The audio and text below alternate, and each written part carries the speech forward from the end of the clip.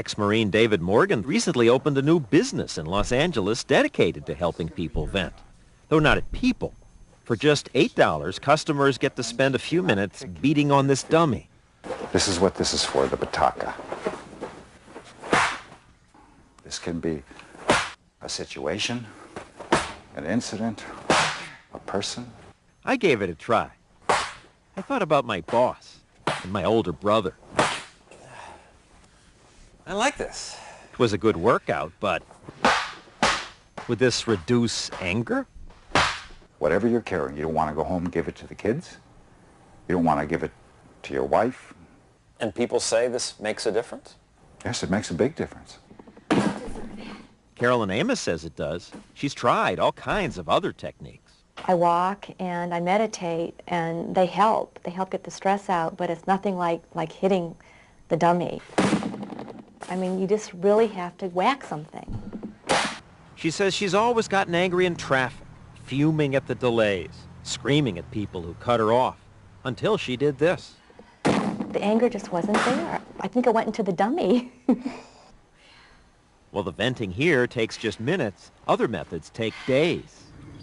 I'm not going to hold it in anymore. Yeah.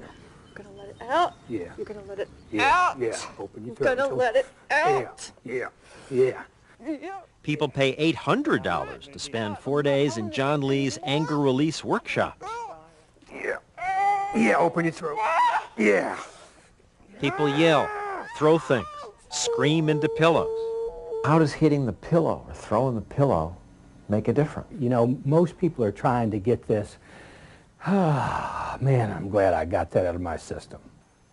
Other cultures have rituals for release, he says. In Japan, they have screaming contests. And the one who yells the loudest wins a prize. Get out! Get out! So he does it here in his increasingly popular workshops. Florence Brown suffered through a long divorce. As the legal process ground on, her husband refused to leave their house, and Florence put up with it. But now Lee encourages her to express her anger. Get out! Stay out! What you teach people to do feels a lot like a 2-year-old throwing a tantrum. Yeah, in many ways it is. They'll go, oh, I'm so angry that my truck is out of batteries and it doesn't work, and I'm so angry. So they get it out and it's done. Lee argues that it's not enough to talk about angry feelings. We hold anger in our muscles, he says. So to release it, you have to get physical. Squeeze as hard as you are angry for people not seeing you.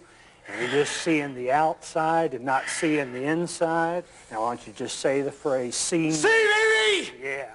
Not anybody else, me! Yeah. Michael Blair knows he has an anger problem. Still, he thought venting at an anger workshop was ridiculous. The therapist had to talk him into it. Now he can't get enough of it.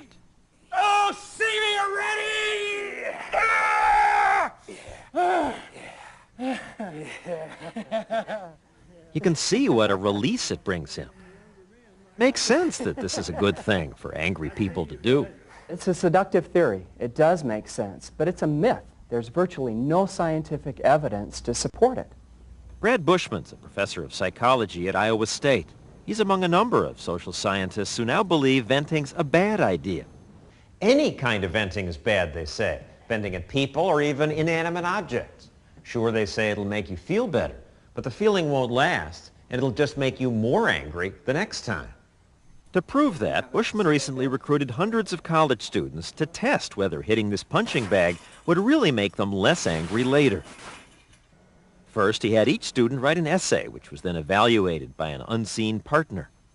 So this is your partner's evaluation of your essay. Actually, there was no partner. Every student was told, "This is one of the worst essays I've ever read." I'll be back in 2 minutes. All right. Then Bushman had some of the students hit the punching bag.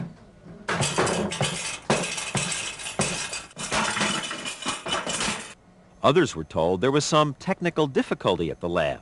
Unfortunately, we're having some problems with your partner's computer. So they just sat here for 2 minutes. Then both groups got a chance to get back at their partner by blasting them with a loud noise in this computer game.